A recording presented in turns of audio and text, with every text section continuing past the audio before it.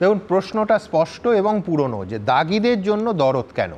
আজ সুপ্রিম কোর্টে মাননীয় বিচারপতি বলছেন, নির্দিষ্টভাবে দাগিদের পরীক্ষায় বসতে নিষেধাজ্ঞা জারি করার পরও হাইকোর্টে অ্যাডভোকেট জেনারেল বলছেন যে রায়তে নাকি বলাই নেই যে দাগিরা বসতে পারবে না পরীক্ষায়। একেবারে এই ভাষায় বলছেন, what kind of blue eyed boys and girls are they that you go to the extent of getting the advocate general of the state to appear and advance the arguments on behalf of this tainted candidates. একেবারে স্পষ্ট তার বিস্ময় এবং কার্যত ভৎসনা। ঘটনাচক্রে আজকেই রাজ্যের মুখ্যমন্ত্রী এই অযোগ্যদের, দাগিদের পাশে বেচারা শব্দটা ব্যবহার করছেন। আমার এর পরের বক্তা ফিরদৌস শামীমের কাছে এই নিয়ে যায়। দেখুন, যে রায়ের কথা মূলত বলেছেন, যে অ্যাপিল করেছিলেন, মানে যখন সিঙ্গেল বেঞ্চ মহামান্য বিচারপতি সৌগত ভট্টাচার্য তিনি নির্দেশ দিলেন যে কোনোভাবেই টেন্টেড ক্যান্ডিডেটরা সেকেন্ড SLST 2025-এ বসতে পারবেন না, তার এগেনস্টে অ্যাপিল করলেন কে জানেন? রাজ্য সরকার এবং SSC।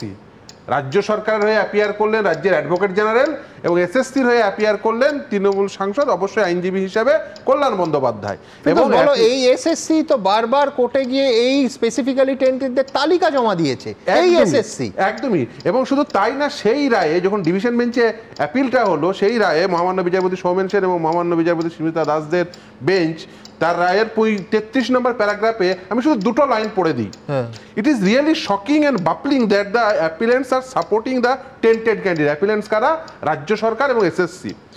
ওই প্যারাগ্রাফেরই একটা লাইন শুধু জাস্ট পড়ে দিই। It can not be the fundamental policy of the state to encourage fraudster in public employment. যাদেরকে আদালত ফ্রডস্টার বলে চিহ্নিত করছেন, রাজ্য সরকার তাদের হয়ে গলা ফাটাতে প্রথমে সিঙ্গেল বেঞ্চে হারলেন, তারপরে ডিভিশন বেঞ্চে গিয়ে আপনাদের মনে থাকবে সেই বিখ্যাত তত্ত্ব ডাবল জিওপার্ডি হয়ে যাচ্ছে।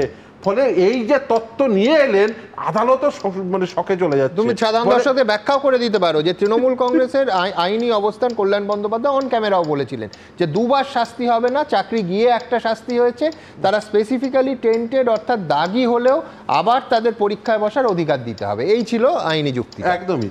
এবার আমি বলি যে দেখুন, এখন আজকে তারপরে আপনারা রাজ্যের মাননীয় মুখ্যমন্ত্রীর বক্তব্য দেখুন, আমি তো আরো আতঙ্কিত হয়ে যাচ্ছি। এ তো অবস্থান ছিল আদালতের অভ্যন্তরে, কিন্তু রাজ্যের মুখ্যমন্ত্রীর অবস্থান কি? এত কিছু আমি ধরে নিলাম এতদিন পর্যন্ত উনি কিচ্ছু জানতেন না, এই রায় হওয়ার পরে উনি জেনেছেন, কিন্তু আজকের ওনার অবস্থান কি? আজকে এত কিছু হওয়ার পরে ওনার অবস্থান হচ্ছে, যারা দাগি হিসেবে চিহ্নিত তাদেরকে আবার গ্রুপ সি পদে তিনি বিশেষ সুবিধা দিতে চাইছেন।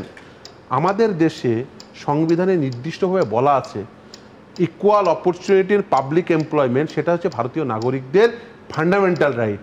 কাউকে বিশেষ সুবিধা দিতে পারে না কারোর, কিন্তু পাবলিক এমপ্লয়মেন্ট এটা কোনো রাইট নয়। আরেকটা শিক্ষা দুর্নীতির জন্ম হবে, একটা অন্যায় আর একটা দুর্নীতি হতে চলেছে, সেটার মাননীয় মুখ্যমন্ত্রীর কথা থেকে পরিষ্কার। এবং এর আগে তিনি তো এটা করেছেন। এই গ্রুপ সি এবং গ্রুপ ডি এখনো পর্যন্ত তাদের দাগির তালিকা এখনো বের করেননি। এই গ্রুপ সির তালিকায় একজন বৃষ্টি মুখার্জির নাম পাবেন, যার নাম্বার 7 থেকে বাড়িয়ে 55 করা হয়েছিল।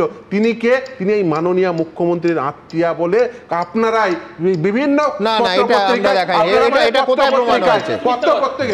একদম এটা তুমি অন্য জায়গাকে এই হচ্ছে তার প্রমাণ, এই হচ্ছে প্রমাণ দুর্নীতির দায়ে চাকরি পেয়েছেন। এখন কি অবস্থা মুখ্যমন্ত্রী মমতা ব্যানার্জির?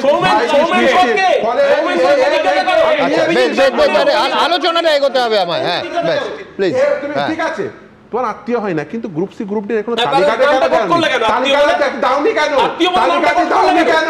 এখনো পর্যন্ত তাদের কাছ থেকে টাকা যাকে ব্লু আইড বানিয়েছিলে অভিজিৎ গাঙ্গুলি, তার নির্বাচনী এজেন্টের বউ কোথায় ছিল, তার নাম কোথায় ছিল? কারণ এদের কাছ থেকে টাকা ফেরত দিলে তৃণমূল কংগ্রেসের নেতা নেত্রীদের কাছ থেকেও টাকা ফেরত নিতে এরা পৌঁছে যাবেন। সেই জন্য গ্রুপ সি গ্রুপ ডির এখনো তালিকা দেওয়া হয়নি, এবং যাদের তালিকা দেওয়া হয়েছে নির্দিষ্ট করে আদালতের নির্দেশ থাকা সত্ত্বেও তাদের কারোর কাছ থেকে টাকা ফেরত নেওয়া হচ্ছে না, অর্থাৎ বেতন ফেরতের যে সুপ্রিম কোর্টের আদেশ সেই নিয়ে ফিরদৌসের অভিযোগ কোনো কাজ হচ্ছে না। কিন্তু আমি একবার তার আগে তন্ময়ের কাছে যাব যে একটা সরকারের যত বড় মানবিক মুখী থাকুক, সেই সরকারের প্রধান স্পেসিফিক্যালি টেন্টেড বা হলফনামা দিয়ে এই এসএসসি একাধিকবার কোর্টে জানিয়েছে যে এরা হচ্ছে স্পেসিফিক্যালি টেন্টেড, অন্য কেউ নয়, সিবিআই বাদ দাও, কিন্তু এসএসসি জানিয়েছে। সরকারি চাকরি পয়সা দিয়ে তারা কিনেছে বলে অভিযোগ, তাদের কি বেচারা বলা যায়? আমি বলছি দাগিদের জন্যই দরদ কেন? তারা মুখ খুলতে পারে বলে? না, প্রথম কথা হচ্ছে যে বলে দেবে যে আমি একে টাকা দিয়েছি, এই গোলমাল আটকাতে। এই বিষয়টাকে রাজনৈতিকভাবে দেখা হচ্ছে এখন। এই যাদের নাম প্রকাশ করা হয়েছে, যাদের নাম প্রকাশ করা হয়েছে তার মধ্যে তৃণমূলের লোকের নাম আছে বলছে, তার মধ্যে বিজেপির নাম আছে এবং সিপিএমেরও নাম আছে। তাহলে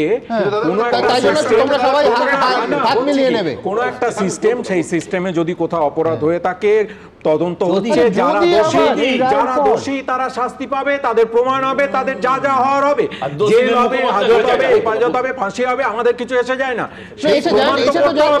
কিন্তু মুখ্যমন্ত্রী যেভাবে বলছেন যে এতদিন তারা চাকরি করেছেন, তারা যদি অযোগ্য হন তাহলে তারাও যাতে খেয়ে পড়ে বাঁচতে পারেন তার জন্য যদি কিছু করা যায়, এইভাবে উনি মানবিকভাবে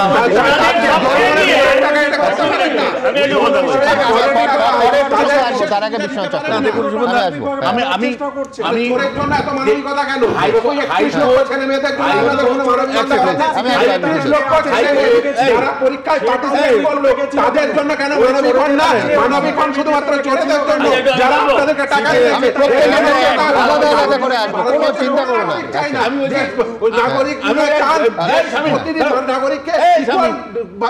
যে হাইকোর্ট, সুপ্রিম কোর্ট বারবার এদের টেন্টেড, শুধু তো বলেছে তা নয়, এসএসসি স্বয়ং জানিয়েছে যে এরা টেন্টেড।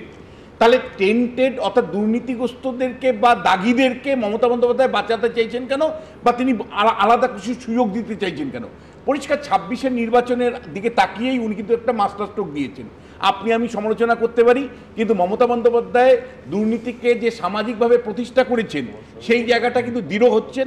এবং একই সাথে এই যে 1806 জনের এই যে টেন্টেড যারা, তাদের মধ্যে যারা টাকা তৃণমূলের নেতাদের দিয়েছে, আপনি অলরেডি দেখেছেন যে একজন তৃণমূল নেতা পূর্ব মেদিনীপুরে উঠবস করছে, এই ছবি কিন্তু সমাজে গিয়ে পৌঁছচ্ছে, মানুষকে ধাক্কা দিচ্ছে।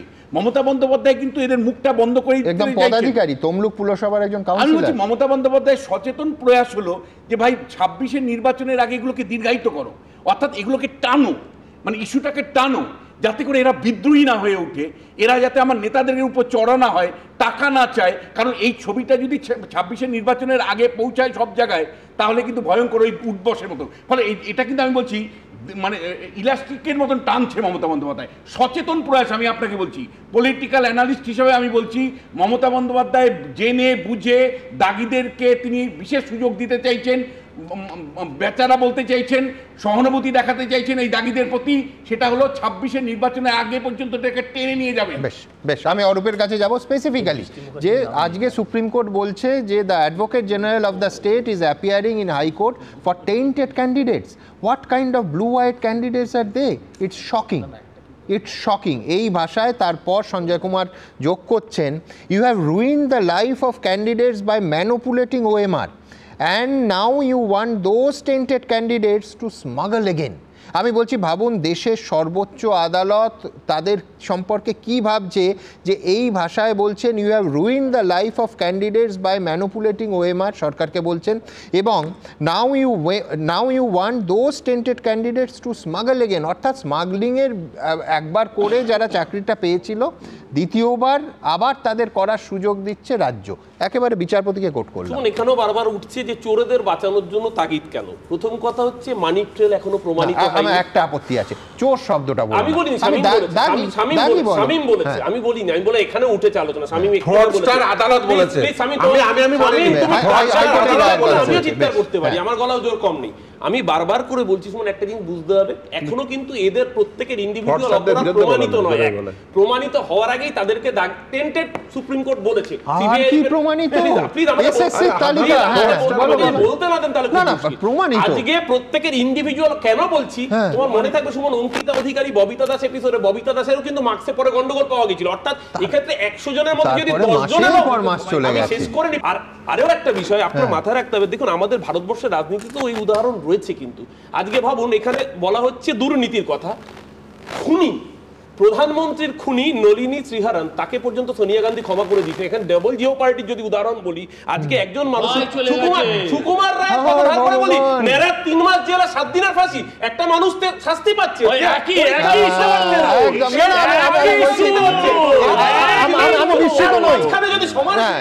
আমি বিস্মিত নই, তার কারণ অরূপ যেটা বলছে সেটা অবস্থান, এবং সেই অবস্থান নিয়ে বিশ্বনাথ চক্রবর্তী বলছে আমি প্রমাণিত হয়নি। আবার মানি ট্রেল কি না, ইন্ডিভিজুয়ালি প্রত্যেকের অপরাধ কি অ্যানালিসিস হয়েছে নাকি?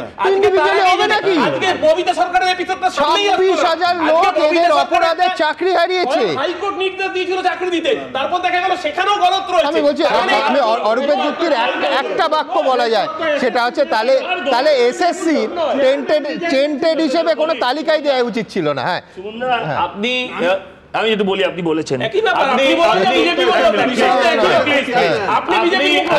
চোর বলতে বারণ করেছেন, আমি আদালতকে কোট করছি বলে আদালত টেন্টেড বলেছে, আমি টেন্টেড বলছি। আমার এরকম লাগলো যে বিষটাকে পটি বললে পরে গন্ধ বোধহয় কম ছাড়ে, বিষয়টা তো একই। আপনি ভালো বলেছেন, তন্ময়দা হেভি বলেছেন, পাঠিয়ে দিয়েছেন, বলছেন ওদের তো খেয়ে পড়ে বাঁচতে হবে, তা তো হবেই। আপনারা ওদের থেকে খেয়েছেন, পরবর্তীকালে চাকরি খেয়েছেন, এবার যদি বাঁচতে না দেয় তাহলে তো ওরা আপনাকে খেয়ে নেবে। দাগিদের বেচারা কেন বললেন?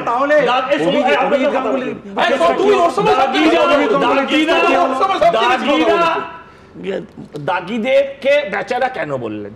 আরেকজন দাগিদের বেচারা বলবেন। একজন আপনার সামনে যদি সাংবাদিক এখন নিগৃহীত হন, লাঞ্ছিত হন, আপনি একজন সাংবাদিক হিসেবে রুখে দাঁড়াবেন। Fraternity feelings